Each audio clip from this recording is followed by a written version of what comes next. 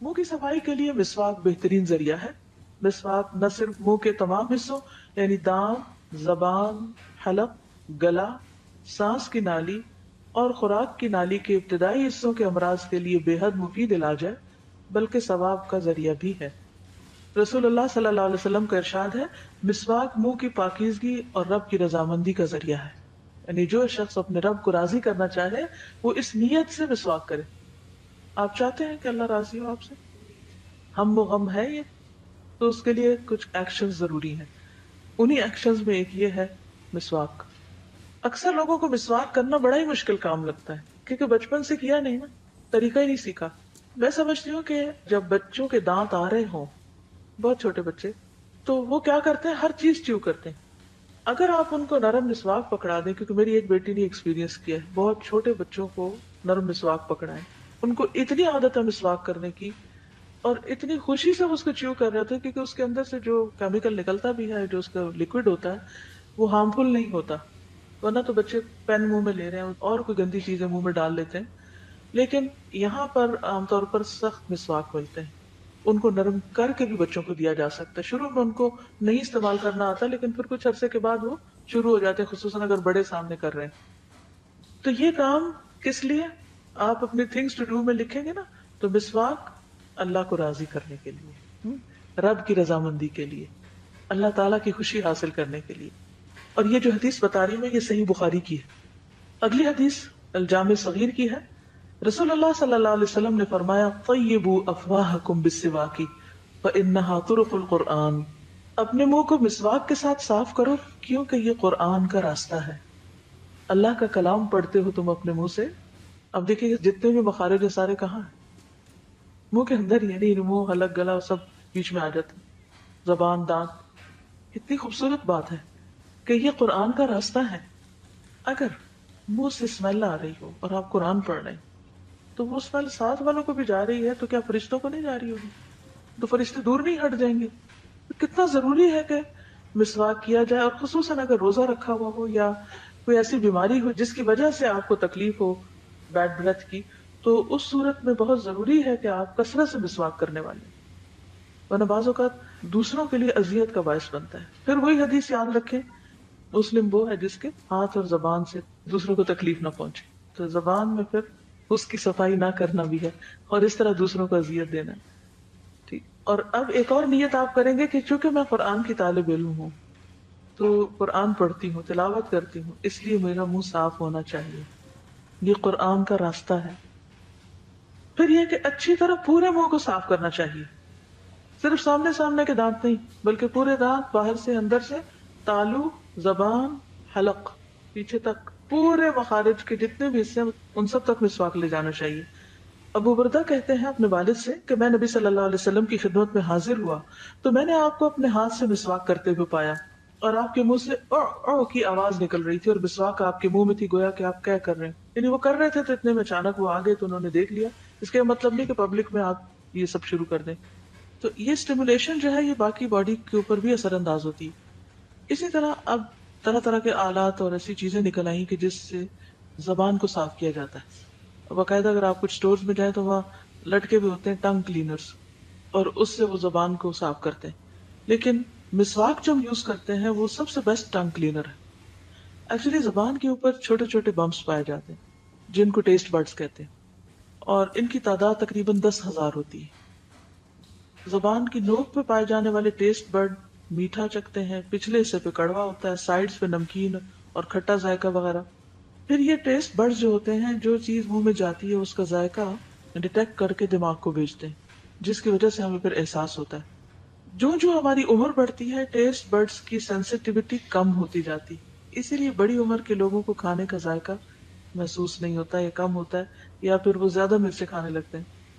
اسی طرح جب ہم ٹیسٹ کرتے ہیں کچھ تو اس میں اسمیل کا بھی کردار ہوتا ہے، کیونکہ جب ہم کچھ سونگھتے ہیں تو اس کے ساتھ جب کھاتے ہیں تو اس کھانے میں زیادہ مزہ آتا ہے. کسی بھی خاص کھانے کی خوشبو سونگھنے کے بعد ہماری بھوک جو ہے وہ بھڑک اٹھتی ہے، اور پھر اس کے بعد یہ ہے کہ زبان پر اس کا ذائقہ مختلف محسوس ہوتا ہے. اب ہوتا یہ ہے کہ جب ہم کھانا کھاتے ہیں تو بعض اوقات کھانے کے کچھ ذرات جو ہے وہ زبان پر چپک جاتے ہیں. ٹھیک ہے، اس کی وجہ سے پھر بعض اوقات ذائقہ بھی خراب ہونے لگتا ہے. وہ لوگ جو بہت زیادہ کھانے پینے کے عادی ہوتے ہیں ان کے بھی ٹیسٹ برڈز آہستہ آہستہ خراب ہونے لگتے ہیں، پھر اس کے لیے مزید اور کھانے کھاتے ہیں اور مزید اس میں نئی ویرائٹی لانے کی کوشش کرتے ہیں، لیکن ہر تھوڑے عرصے کے بعد پھر زبان اس کی اس طرح عادی ہو جاتی ہے کہ وہ ٹیسٹ بھی ختم ہو جاتا ہے۔ لیکن اصل چیز یہ ہے کہ کوئی بھی چیز اگر زبان کو چپکی رہ جاتی اور کچھ ذرات کھانے کے دانتوں میں چپکے رہ جاتے ہیں تو ان سب کی وجہ سے منہ کے اندر ایسے بیکٹیریا پرورش پاتے ہیں کہ جس کے بعد اگر آپ کوئی چیز کھاتے ہیں بغیر کلی کیے یا منہ صاف کیے تو وہ آپ کی زبان سے معدے تک چلے جاتے ہیں، جو آپ کے لیے بیماری کا باعث بنتے ہیں۔ اس لیے بہت ضروری ہے کہ انسان جب مسواک کرے تو اس کے ساتھ ساتھ ایک دفعہ مسواک کو زبان پر بھی پھیرے۔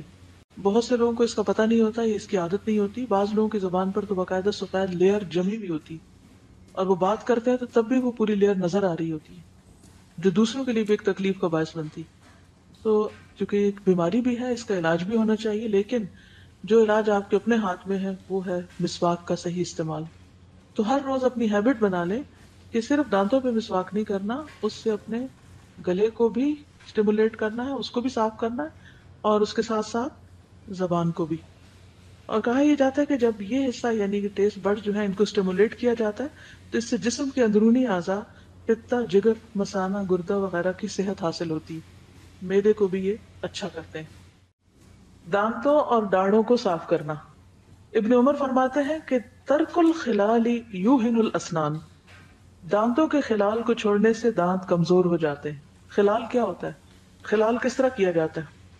دانتوں کے ذرات جو ہیں یا تو فلاس سے آپ کریں، آج کل تو فلاس وغیرہ ہے، ٹوتھ برش سے، یا پھر ٹوتھ پکس وغیرہ جو نیچرل ہو لکڑی کی، ان سے آپ کر سکتے ہیں۔ تو اگر آپ یہ خلال بالکل چھوڑ دیں تو ان حصوں کی ایکسرسائز نہیں ہوتی، یا وہاں پر خوراک کے باریک ذرات رہ جاتے ہیں جو سڑان پیدا کرتے ہیں، اس سے بھی اسمیل آتی ہے اور کئی بیماریوں کا باعث بھی بنتے ہیں۔ نیز فرمایا جو زائد کھانے کے ذرات داڑھوں میں باقی رہ جاتے ہیں وہ داڑھوں کو کمزور کر دیتے ہیں۔ یعنی دانتوں کی بیماریوں کی ایک بڑی وجہ خوراک کا دانتوں کے اندر پھنسے رہنا ہے۔ چکناہٹ والی چیز کے بعد کلی کرنا، ابن عباس سے روایت ہے کہ رسول اللہ صلی اللہ علیہ وسلم نے دودھ پیا تو کلی کی اور فرمایا کہ دودھ میں چکناہٹ ہوتی ہے۔ ہمارے کن کن کھانوں میں چکناہٹ ہوتی ہے؟ ساروں میں ہی تقریباً ہوتی ہے، ہمیں تو آتا ہی نہیں پکانا اس کے بغیر۔ تو اس کا مطلب یہ ہے کہ کھانا کھا کے پھر ہمیں کلی کرنی چاہیے۔ کثرت سے مسواک کرنا، رسول اللہ صلی اللہ علیہ وسلم نے فرمایا مجھے مسواک کا اس کثرت سے حکم دیا گیا کہ مجھے اندیشہ ہونے لگا کہ کہیں مجھ پر فرض ہی نہ ہو جائے۔ پھر ہر وضو کے ساتھ فرمایا اگر مجھے اپنی امت پر مشقت کا اندیشہ نہ ہوتا تو میں انہیں ہر وضو کے ساتھ مسواک کا حکم دیتا۔ پھر ہر نماز کے وقت، زید بن خالد کہتے ہیں کہ میں نے رسول اللہ صلی اللہ علیہ وسلم کو سنا، آپ فرماتے تھے اگر میری امت کے لیے مشقت نہ ہوتی تو میں انہیں ہر نماز کے وقت مسواک کا حکم دیتا۔ ابو سلمہ کہتے ہیں چنانچہ میں نے دیکھا کہ زید رضی اللہ عنہ مسجد میں بیٹھے ہیں اور مسواک ان کے کان پہ رکھی ہوتی تھی، جیسے بعض لوگ پینسل وغیرہ اٹکا لیتے ہیں نا تو پاس ہی رکھتے تھے، جیسے کسی کاتب کا قلم اس کے کان پر ہوتا ہے، تو جب نماز کے لیے اٹھتے تو مسواک کر لیتے۔ ابن عباس سے روایت ہے رسول اللہ صلی اللہ علیہ وسلم رات کو 2 رکعت پڑھ کر سلام پھیرتے اور مسواک کرتے کہ نماز میں انسان اپنے رب سے ہم کلام ہوتا ہے۔ اتنا زیادہ اہتمام، ہم تو دن میں 1 دفعہ کر کے فرض پورا کر لیتے۔ گھر میں آتے ہی پہلا کام، نبی صلی اللہ علیہ وسلم جب گھر میں تشریف لاتے تو سب سے پہلے کیا کام کرتے؟ یہ پوچھا گیا حضرت عائشہ سے، تو آپ نے فرمایا کہ مسواک کرتے تھے انٹر ہوتے ہی۔ پھر اسی طرح بدبو پیدا کرنے والی چیزوں کو کھانے سے پرہیز کرنا، نبی صلی اللہ علیہ وسلم نے فرمایا جو کوئی لہسن یا پیاز کھائے وہ ہم سے الگ رہے یا ہماری مسجدوں سے الگ رہے اور اپنے گھر میں بیٹھے۔ پھر اسی طرح بعض لوگ ہر وقت کچھ نہ کچھ کھاتے رہتے ہیں تو اسی میں بات بھی شروع کر دیتے ہیں، تو پھر وہ خوراک کے ذرات اڑنے لگتے ہیں، خصوصاً اگر پان کھانے کی عادت ہو، اور بعض لوگ تو پان کھا کے پھر آس پاس بھی پھینکنا شروع کر دیتے ہیں۔ اس سے بھی پرہیز کرنا چاہیے۔ اسی طرح سگریٹ نوشی سے پرہیز، سگریٹ کا تعلق جو ہے نا یہ خبائث سے، خبیث چیزوں سے، اس کا جو دھواں ہے وہ صحت کے لیے بھی نقصان دہ ہے اور اسمیل بھی ہے اس میں، اور کپڑوں میں بھی پڑ جاتی ہے اور آس پاس، اور پھر انسان کے جب اندر جاتا ہے وہ دھوئیں کا اندھیرا تو جسمانی صحت کے علاوہ روحانی صحت پر بھی اثر انداز ہوتی۔ قرآن مجید میں آتا ہے سورۃ الاعراف میں وَيُحِلُّ لَهُمُ الطَّيِّبَاتِ وَيُحَرِّمُ عَلَيْهِمُ الْخَبَائِثَ، نبی صلی اللہ علیہ وسلم کے بارے میں ہے کہ وہ ان کے لیے پاکیزہ چیزوں کو حلال اور خبیث چیزوں کو حرام قرار دیتے ہیں۔ وَيُحَرِّمُ عَلَيْهِمُ الْخَبَائِثَ، اسی لیے بعض علماء نے اس کو حرام بھی قرار دیا ہے۔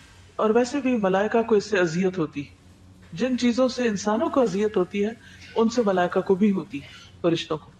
اس بارے میں آپ کچھ کہنا چاہیں؟ اس سٹیج پر اس سے بچنا آسان ہے، اگر 2 قدم بھی آگے چلے گئے تو پلٹنا بہت مشکل ہوگا.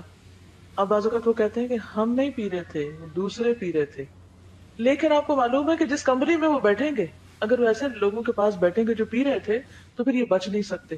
پھر کچھ دنوں کے بعد برائی کا احساس ختم ہو جاتا ہے، پھر آہستہ آہستہ انسان اس راہ پہ چل پڑتا ہے. جتنے بھی اسموکرز ہیں اگر آپ ان سے یہ پوچھیں کہ شروع انہوں نے کہاں سے کیا، ایسے ہی مذاق مذاق میں شروع کیا اور پھر وہ عادت پڑ گئی.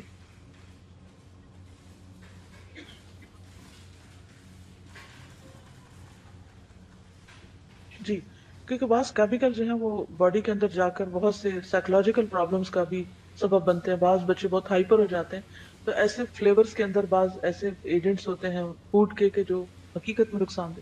تو کسی بھی ہیبٹ کو چھوڑنے کا ایک بہترین طریقہ یہ ہے کہ بہتر آلٹرنیٹ دیں. تو پھر جو چیز چھٹتی ہے انسان اس کی کمی کو محسوس تو کرتا ہے مگر آہستہ آہستہ چھٹ جاتی ہے وہ چیز. اسموکنگ چھوڑنے کے لیے ہجامہ بھی کیا جاتا ہے. ہجامہ ہوتا جی. ہے، ویری گڈ.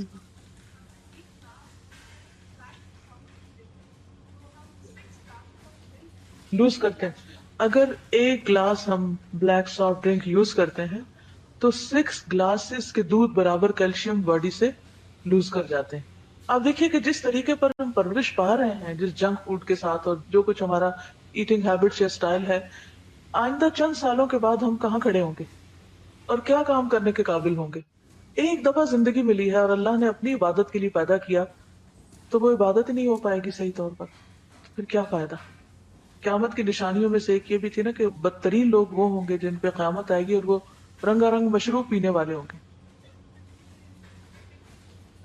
یس، تو نشہ ہو جاتا ہے نا، جیسے سگریٹ میں ہوتی ہے جیسے، تو اسی طرح پھر چائے پیپسی ایکسیسو ہو جاتا ہے. مجھے ایکچولی 2 باتیں شیئر کرنی ہے. ایک یہ سارے جو بلیک ڈرنکس ہوتے ہیں نا، ان کے ساتھ ایک ریسرچ ہوا تھا کہ ان کو اگر WC میں بندہ ڈالے اور فلش کرے تو ان میں وہی پروڈکٹس یوز ہوتے ہیں جو کہ ٹوائلٹ کلینر میں یوز ہوتا ہے. کلینر ان سے WC صاف ہو جاتا ہے. اور دوسری بات جو شیشے کی کرنی تھی مجھے یہ ہے کہ شیشے میں جو ٹبیکو ڈالا جاتا ہے وہ بالکل را فارم میں ہوتا ہے، تو وہ 10 ٹائمز آئی تھنک زیادہ بندے کو ڈیمیج پہنچاتا ہے، کیونکہ جو سگریٹس میں ہوتا ہے وہ تو پھر بھی تھوڑا سا ریفائنڈ فارم میں ہوتا ہے، لیکن شیشے میں بالکل را فارم میں ہوتا ہے وہ. جی. کیسے کاؤنسلنگ وہ اس کرتے ہیں؟ طرح سے کی جاتی ہے کہ پہلے تو وہ یہ سوچے کہ جو اسموکنگ کرتے ہیں ان کا ری انفورسنگ، ان کا ایک اسٹیمولس ہوتا ہے کہ وہ کس وجہ سے کرتے ہیں. کچھ لوگ عادی ہوتے ہیں آفس میں کرتے ہیں یا گھر میں ان کو جب بالکل ٹائم ٹینشن پاس ہوتی کریں. ہے. ہاں، تو اس کا یہ ہوتا ہے کہ پہلے وہ اپنے آپ کو ریسٹرکٹ کریں کسی ایک جگہ پہ، کہ وہ یہ سوچیں سپوز کہ آج میں نے آفس میں نہیں کرنا، صرف گھر میں کرنا ہے. اوکے. کچھ دن اپنے آپ کو اس طرح سے ریسٹرکٹ کریں گھر کے ایریا میں. پھر گھر کا بھی وہ ایک روم سلیکٹ کر لیں جہاں پہ باقی فیملی ممبرز نہ ہوں. مطلب اس طرح سے ان کے مائنڈ میں ایک سائیکولوجیکل اسٹیمولس آئے تھوڑا گا. تھوڑا ہاں، ریڈیوس اپنے آپ کو کرتے نیرو کرتے. کرتے جائیں، اپنا جو بھی وہ ایجنٹ ہے اس کو نیرو کرتے جائیں، اور پھر یہ سوچیں کہ میں نے گھر والوں کے سامنے اس کو نہیں کرنا. تو اس سے آٹومیٹکلی ان کے مائنڈ میں آئے گا کہ یہ کوئی ایسی چیز ہے جو باقیوں کے سامنے اگر میں نہیں کر رہا تو definitely it's not beneficial to me. اس کے بعد پھر وہ الٹیمیٹلی اپنے آپ کو واش روم میں ریسٹرکٹ کر لے کہ میں نے صرف وہاں پہ کرنا ہے، اور پھر ڈیفینیٹلی وہ اس کو اچھا نہیں لگے گا تو آٹومیٹکلی وہ چھوڑنے کی طرف اس کو جائے گا. یہ Good. طریقہ اور ہو اس میں سکتا ہے. روزہ بہترین علاج ہے نا، جیسے پہلے بھی بات ہوئی تھی کہ روزہ بہت سی چیزوں کی اصلاح کر دیتا ہے. یہ کسی نے اپنا تجربہ بھی کل لکھ کر بھیجا تھا. یہ کہتی ہے کہ میں ایک آرگنائزیشن میں جاب کر رہی تھی. میری جاب ایسی تھی جس میں لوگوں سے ڈیلنگ کرنا تھی، اور وقت کے ساتھ ساتھ وہ بہت زیادہ ہو گیا، یعنی ڈیلنگ. اچھا بولنے کی وجہ سے مجھے اسپوکس پرسن کا کردار نبھانا پڑتا جو میرے دل میں کچھ کھٹکتا، خاص کر CEO اور بورڈ آف ڈائریکٹرز کے ساتھ میٹنگ میں بار بار ان کی طرف دیکھنا پڑتا، کیونکہ مجھے نیچے دیکھ کر بات کرنے کی عادت نہیں تھی اور میں ہمیشہ دوسروں کو دیکھ کر ہی بات کرتی ہوں. باوجود پوری کوشش کے مجھ سے کنٹرول نہیں ہوتا تھا اور میری نگاہیں اٹھ جاتی. اس کے علاوہ پروجیکٹ پریزنٹیشنز، کلائنٹ ڈیلنگز کا کام بھی ہوتا جس پر میرا دل بے قرار رہتا، یعنی کہ میں ٹھیک نہیں کر رہی، اپنے اندر ہی ایک خلش ہوتی. ایک دفعہ مجھے لگا کہ میرے اندر تقویٰ کی بہت کمی ہے، اور اچانک سے میں نے 10 روزوں کی منت مان لی کہ اللہ میں 10 روزے لگاتار رکھوں گی اگر مجھے تقویٰ مل جائے. لیکن چونکہ آپ سے یہ بات سنی تھی کہ منت ہم ہمیشہ کام پورا ہونے کے بعد کیوں پوری کرتے ہیں، اس سے پہلے کیوں نہیں کر لیتے، یعنی اسے یہ کیوں کہتے کہ یہ ہو گیا تو پھر میں یہ کروں گی. ہم پہلے ہی کر لیں، صدقہ کرنا تو پہلے کر لیں، روزہ رکھنا تو پہلے ہی رکھ لیں. لہٰذا میں نے دوسرے دن سے روزے رکھنے شروع کر دیے. جون کا مہینہ تھا، دن بہت لمبے تھے، مگر اللہ کی توفیق اور خاص مدد سے 10 روزے پورے کر لیے. جس کے بعد اللہ تعالیٰ نے مجھے لگاتار 2 کورسز کرنے کا موقع دیا. آج میں قرآن کو اپنے ہاتھوں سے لکھ رہی ہوں، جو میرے لیے بہت زیادہ باعث مسرت ہے. خلاصہ یہ ہے کہ روزے سے واقعی نیکیوں کے مواقع ملتے ہیں. خاص طور پر اپنا محاسبہ اور مجاہدہ کرنے کا موقع ملا، جو میرے لیے ایک بہت بڑی نعمت ہے. تو روزہ بہت سی بری عادتوں کو چھڑانے کے لیے ایک بہت ہی کارآمد نسخہ ہے، کیونکہ ہم کچھ چیزیں نہیں چھوڑ سکتے، یہ سمجھتے کہ مر جائیں گے ان کے بغیر. لیکن جب روزے کی شکل میں کسی بھی طرح پابندی لگا کے آپ چھوڑ دیتے تو کچھ دیر تو طبیعت بہت ریئیکٹ کرتی ہے، آپ کا نفس ریئیکٹ کرتا ہے، آپ کی باڈی ریئیکٹ کرتی ہے، آپ کی نیند چلی جاتی ہے، آپ کو بہت سی تکلیف دیکھنی پڑتی جب بھی کسی عادت کو آپ بریک کرتے ہیں. لیکن اس کے بعد آپ دیکھیے کہ پھر آپ آہستہ آہستہ آہستہ نارمل ہونے لگتے ہیں. یہ اللہ کا ایک قانون ہے. فطرت میں آپ دیکھیں بہت سی اس کی مثالیں آپ کو ملیں گی. ویسے پانی جب بوائل ہونے لگتا ہے تو آپ اگر اس کی آگ بجھا دیں تو کیا کرے گا؟ وہ پہلے اس کے ببلز ختم ہوں گے، پھر اس کے اندر ٹھہراؤ آ جائے گا، پھر اس کی گرمی ختم ہونے لگے گی، اور کرتے کرتے کرتے وہ بالکل نارمل ٹیمپریچر ہو جائے گا. انسانی طبیعت بھی ایسے ہی ہے. جس چیز نے آپ کی آگ بھڑکائی ہوئی ہے اس آگ کو بند کر دیں. کچھ دیر کے لیے تو آپ کے اندر وہ بے چینی آئے گی، مگر آہستہ آہستہ ٹھنڈک آنا شروع ہو جائے گی اور آپ ٹھیک ہو جائیں گے. کوئی بھی بری عادت اسی طرح آپ چھوڑ سکتے ہیں کہ شروع میں آپ کو اپنے اوپر پابندی لگانی ہوگی. اور یہ طریقہ انہوں نے بہت اچھا بتایا کہ اپنے آپ کو نیرو ڈاؤن کریں، یعنی اس میں ریسٹرکٹ کرتے کرتے کرتے اپنا دائرہ خود تنگ کر لیں، اور پھر اس کے بعد آپ اس کو لاک کر دیں. جن بوتل میں بند ہو جائے گا. منہ کی صفائی کے لیے مسواک بہترین ذریعہ ہے. مسواک نہ صرف منہ کے تمام حصوں یعنی دانت، زبان، حلق، گلا، سانس کی نالی اور خوراک کی نالی کے ابتدائی حصوں کے امراض کے لیے بے حد مفید علاج ہے، بلکہ ثواب کا ذریعہ بھی ہے. رسول اللہ صلی اللہ علیہ وسلم کا ارشاد ہے، مسواک منہ کی پاکیزگی اور رب کی رضامندی کا ذریعہ ہے. یعنی جو شخص اپنے رب کو راضی کرنا چاہے وہ اس نیت سے مسواک کرے.